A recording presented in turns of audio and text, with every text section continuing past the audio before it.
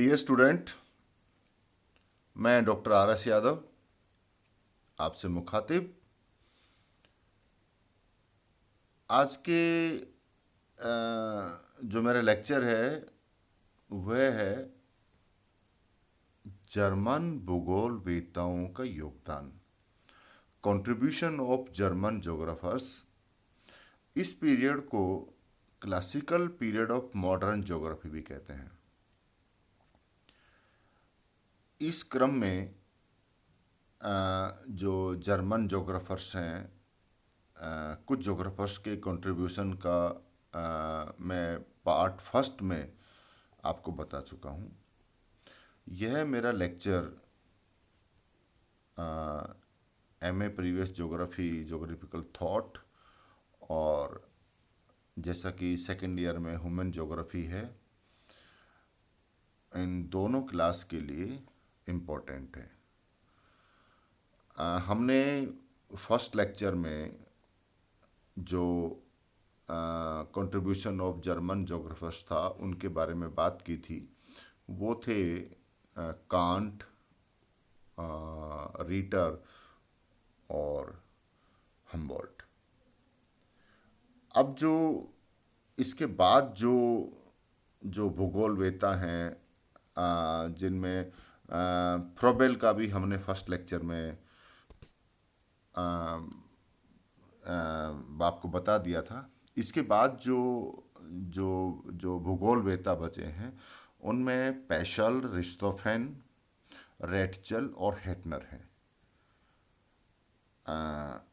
आज के लेक्चर में हमसे जितना जितना कोशिश होगी मैं उतना करूँगा, नहीं तो फिर इसको हम तीसरे भाग में पूरा करेंगे। चूँकि जर्मन जोग्राफर्स का योगदान काफ़ी महत्वपूर्ण भी है और सभी भूगोलवेत्ताओं ने अपने अपने फील्ड में महत्वपूर्ण कार्य किए हैं।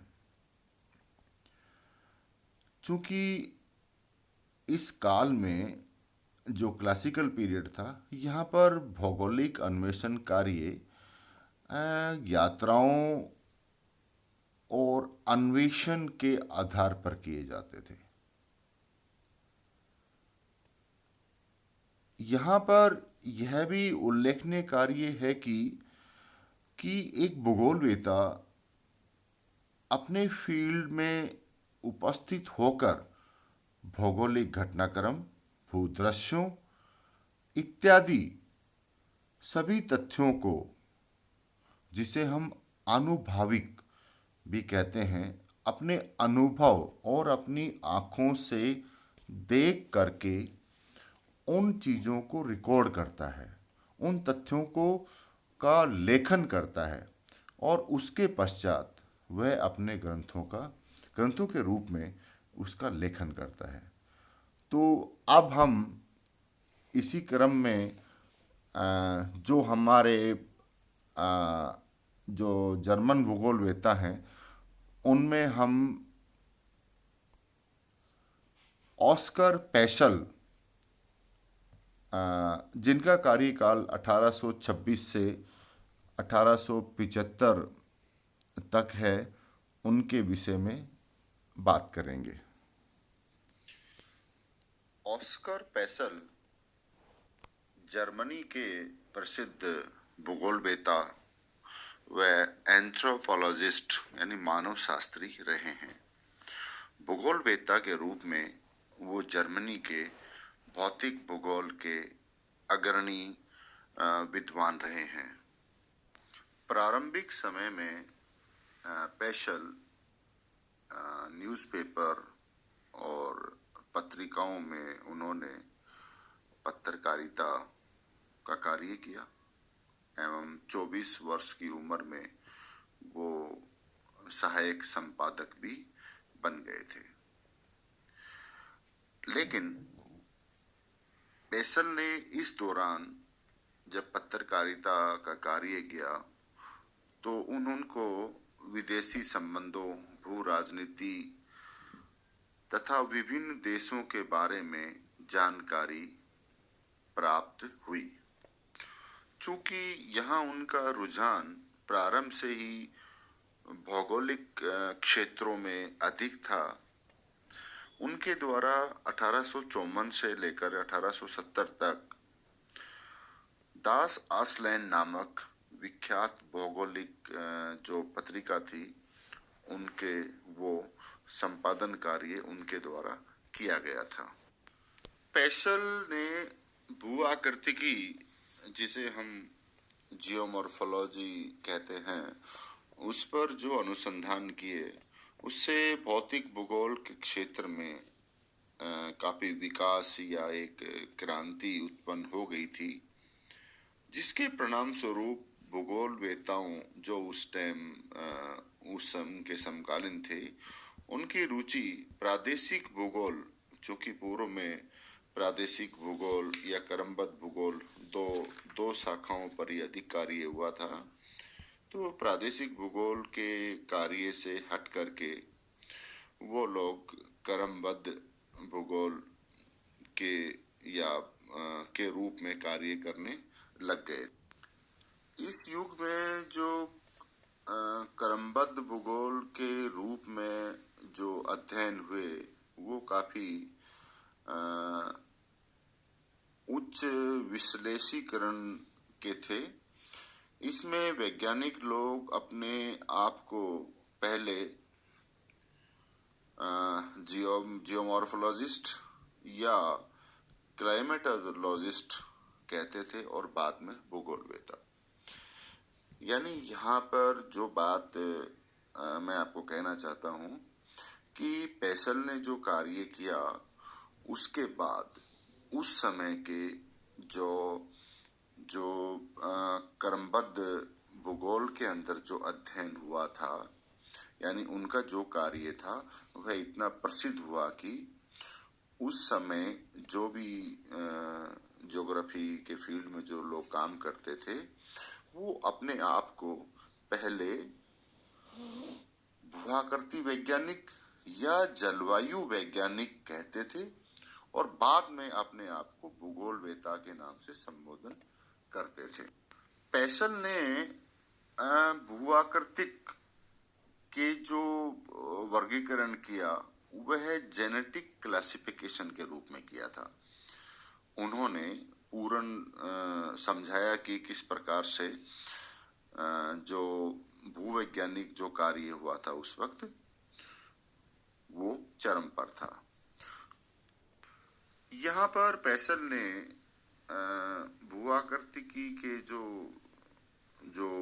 रूप थे, उनको या उनके प्रकारों को जेनेटिक क्लासिफिकेशन के रूप में प्रस्तुत किया और बाद में जब W.M. डेवियस ने अपर्दन चक्कर की संकल्पना के बारे में अपने लेख लिखे, तो पेशल के विचारों की पुष्टि हुई और उनके कार्यों को बल मिला। पेशल का जो जीवन में जिन्होंने योगदान दिया, उनका जन्म से लेकर के 1826 से लेकर के 1875 ईस्वी तक उनका योगदान रहा है।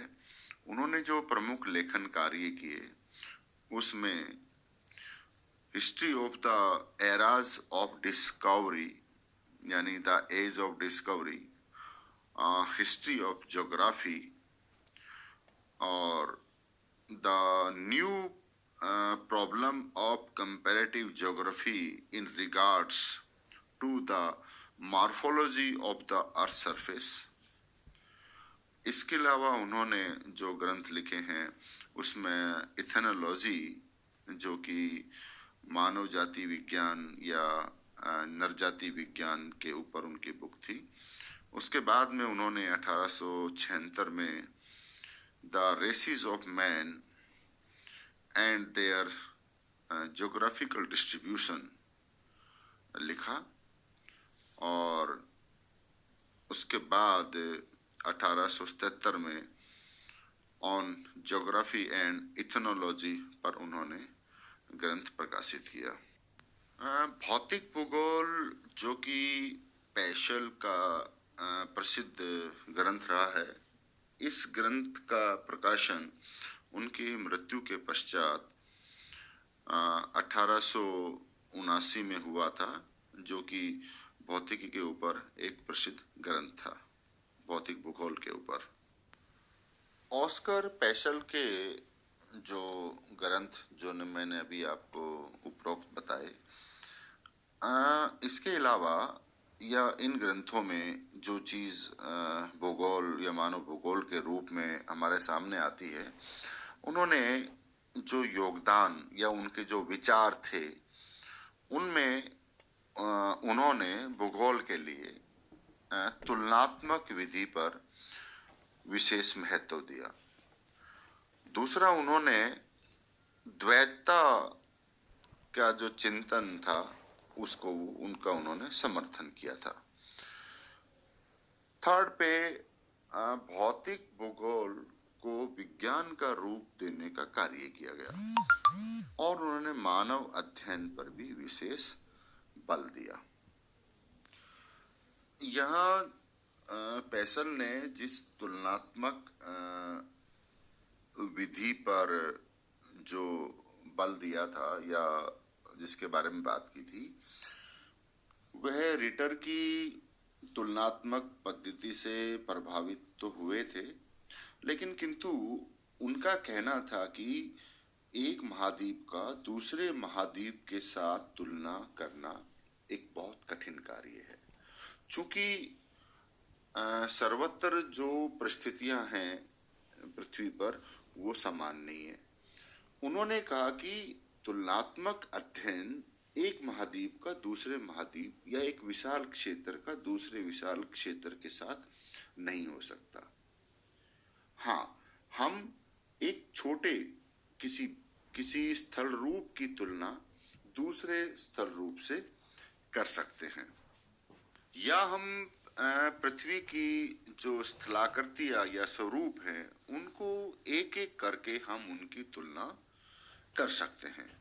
उनके अनुसार भौतिक भूगोल के अध्ययन में भूतल स्वरूपों एवं उनके सभी पक्षों का विशेष रूप से अध्ययन किया जाना चाहिए। यह मैंने आपको पूर्व में बताया था कि उनके द्वारा लिखा गया भौतिक भूगोल, जो कि उनकी मृत्यु के पश्चात 1879 में प्रकाशित हुआ था। पेशल ने यहाँ इस बात पर भी जोर दिया कि निर्जीव पृथ्वी के ऊपर यानी पृथ्वी तल पर जो हम अध्ययन करते हैं वह आनुभाविक होना चाहिए। यानी आनुभाविक अध्ययन हम उसे कहते हैं जहाँ पर हम स्वयं उपस्थित होकर के जो घटनाएं हैं, जो भूदृश्य हैं, उनको स्वयं हम उनका अवलोकन करें। यही अवलोकन भूदृश्य की सारी परिस्थितियों की जानकारी प्राप्त करने के बाद ही उसके बारे में उन्होंने लेखन कार्य किया। यानी जर्मन भूगोलवेताओं में अधिकतर जो भूगोलवेता थे वो भ्रमणकारी या विभिन्न देशों की यात्राओं करने के बाद उन्होंने जो वहां देखा उसके ऊपर ही उन्होंने अपना लेखन कार्य किया था। अतः उन्होंने भूगोल को क्रमबद्ध एवं आनुभाविक विज्ञान माना। उन्होंने भूगोल को पूर्णतया अन्य भौतिक विज्ञानों के समकक्ष लाने का प्रयास भी किया। वह भौतिक विज्ञानों में दर्शन, उनकी भूगोल विज्ञान की देन एवं भूगोल का उसने वैज्ञानिक संबंध चिंतन से प्रारंभ से भी प्रभावित किया गया था। पेशल ने यहाँ यह भी स्पष्ट किया कि तुलनात्मक स्वरूपों के अध्ययन की भांति ही तुलनात्मक भूगोल का भी निश्चित लक्ष्य होना चाहिए। यह हम कह सकते हैं कि ऐसे तुलनात्मक अध्ययन के लिए मानचित्रों को सहायक या सहायता के लिए प्रयोग करना चाहिए। उन्होंने प्रारंभ से ही भौतिक स्वरूपों एवं तथ्यों के अध्ययन पर विशेष बल दिया था। यहाँ पेशल के जो विचारों में जो हमारा दूसरा पक्ष था वह था द्वैतता के चिंतन का पोषक। यहाँ द्वैतता का अर्थ है कि मानव भूगोल में जो द्वैतवाद की संकल्पना जो शुरू हुई थी उसका मुख्य कारण था कि भौतिक भूगोल है या मानव भूगोल है। मतलब भूगोल के अंदर पृथ्वी का अध्ययन होना चाहिए या मानव का अध्ययन होना चाहिए। इस पर पेशल ने भी बचने की कोशिश की, लेकिन उनके लिखे हुए जो लेख हैं, जो ग्रंथ हैं, उनसे इन बातों की पुष्टि होती है कि वह द्वैतता के चिंतन के पोषक रहे हैं। उनके द्वारा फिजिकल ज्योग्राफी पर ग्रंथमाला लिखी गई है। यहाँ पर भी उन्होंने एथनोलॉजी और पर भी, जो कि मानव जाति विज्ञान है या नरजाति विज्ञान है, पर भी उन्होंने कार्य किए हैं। यहाँ पर पेशल ने मानवीय क्रियाओं, उनके भूतल पर विकसित स्वरूपों, प्रभावों एवं उनकी गतिशीलता के अध्ययन को भूगोल के क्षेत्र से बाहर रखने का काफी प्रयास किया था। उनका जो भूगोल में भौतिक स्वरूपों का अध्ययन मुख्यतः रहा है। उन्होंने अपने द्वारा किए गए जो भौतिक जो भूगोल या पृथ्वी सरफेस के ऊपर जो कार्य थे, उन्होंने फिजिकल ज्योग्राफी में वर्णन किया है। एवं मानव प्रजाति एवं मानव संस्कृति के अध्ययन को उन्होंने मानव भूगोल के अंतर्गत माना है। इस प्रकार उन्होंने न सिर्फ भूगोल के क्षेत्र को ही संकुचित करने का प्रयास किया, बल्कि उसमें द्वैतता के स्वरूप को भी अप्रत्यक्ष रूप से पोषित किया है। तीसरे पॉइंट जो पेशल ने कहा था कि भौतिक भूगोल विज्ञान है, इस पर पेशल उन बहुत कम विद्वानों में से थे जिन्होंने भूगोल को विज्ञान माना। पेशल ने विशिष्ट भू आकृतियों या स्थलाकृतियों की उत्पत्ति एवं विकास को स्पष्ट करने का प्रयास किया।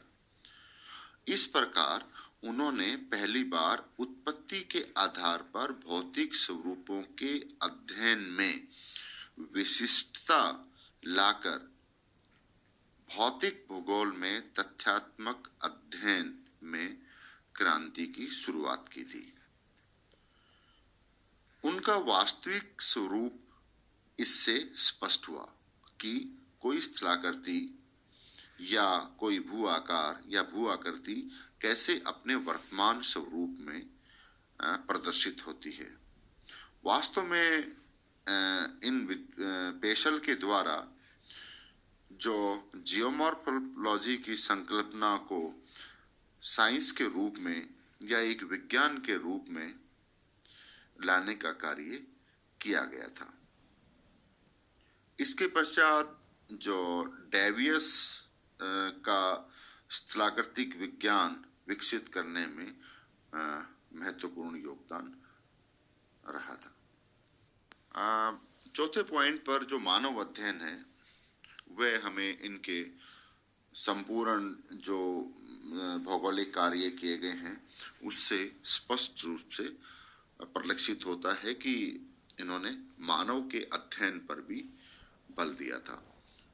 भौतिक भूगोल पर तो इनका विशेष कार्य था ही, लेकिन एथनोलॉजी के ऊपर भी इन्होंने काफी कार्य किया, जो कि मानव अध्ययन पर किया गया कार्य महत्वपूर्ण था। अगले जो हमारे भूगोलवेता हैं, जर्मन भूगोलवेताओं में हैं, वो हैं फर्डिनांड वॉन रिश्तोफेन। रिश्तोफेन जर्मनी के महान भूवैज्ञानिक, भू आकृतिज्ञ, भूविज्ञानवेता भी हम जिन्हें कह सकते हैं, और वो एक भ्रमणवेता भी थे, क्योंकि उन्होंने अपने जितने लेखन कार्य किया है वो सभी यात्राओं और भ्रमण पर आधारित किए हैं। जबकि उन्होंने जो अपनी शिक्षा प्राप्त की थी वो भूविज्ञान में ली थी, उसके फलस्वरूप भी वो, या एक भूवैज्ञानिक होने के बाद भी वो एक भूगोलवेता, और या जिसे हम ज्योग्राफर्स, जियोलॉजिस्ट और फिजियोग्राफर भी कह सकते हैं, बहुत सारे योगदान उन्होंने दिए हैं। सबसे अधिक योगदान उन्होंने अपने यात्राओं के दौरान, जिनका सबसे ज़्यादा जो उन्होंने अध्ययन किया वह चीन और यूरोप पे किया गया था। अरिस्टोफेन का मानना था, या उनकी जो विचारधारा थी वो यह थी कि भूगोल में क्षेत्रीय भिन्नता से संबंधित अध्ययन होना चाहिए। उन्होंने भूगोल को क्षेत्रवर्णी विज्ञान बताया था, यानी उन्होंने जो भौगोलिक कार्य थे उनको चोरोलॉजिकल साइंस का नाम दिया था। उनके अनुसार भूगोल में क्षेत्रीय भिन्नताओं का अध्ययन होता है। भूगोल को क्षेत्रीय विज्ञान या स्पेशल साइंस का स्वरूप प्रदान करने में अरिस्टोफेन का महत्वपूर्ण योगदान रहा है। अरिस्टोफेन शैक्षणिक रूप से वो भूविज्ञानी थे। उन्होंने ऑस्ट्रिया सरकार के अनुरोध पर कार्पेथियन पर्वत का भूविज्ञान सर्वेक्षण किया था एवं 1860 से 1872 तक उन्होंने पूर्वी एवं दक्षिणी पूर्वी एशिया, उत्तरी प्रशांत महासागर एवं संयुक्त राज्य अमेरिका की दूर दूर तक यात्राएं की थी। कैलिफोर्निया में भी उन्होंने सरकारी आदेश या खर्च पर उन्होंने वहां पर ज्वालामुखी संरचनाओं का सर्वेक्षण कर वहां पर कहाँ पर स्वर्ण या गोल्ड मिल सकता है इस पर भी उन्होंने कार्य किया।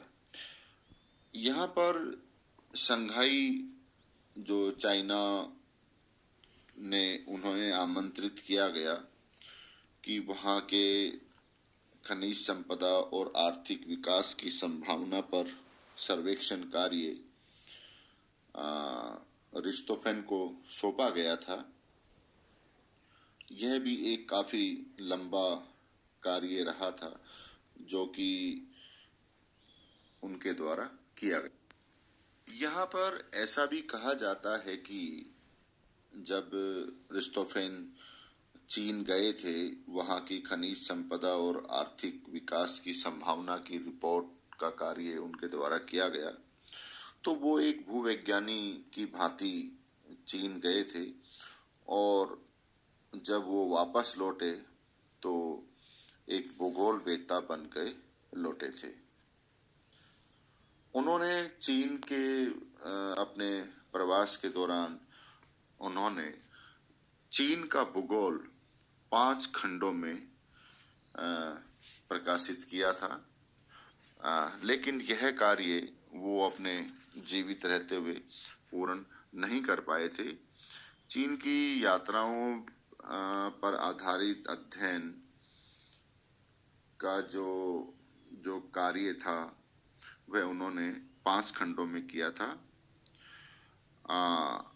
यहाँ पर जो लास्ट के जो 2 खंड, क्योंकि यहाँ कुछ लेखक 4 खंड या कुछ कहते हैं 5 खंड, तो अंतिम जो 2 खंड थे वो उनके स्टूडेंट के द्वारा, जिनका नाम टिसेन था, उन्होंने इस कार्य को पूरा किया।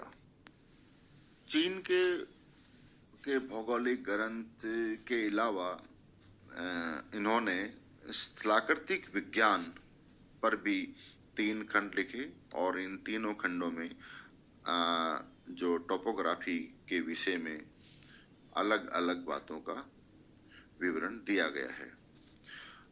इसके बाद उन्होंने आर्थिक एवं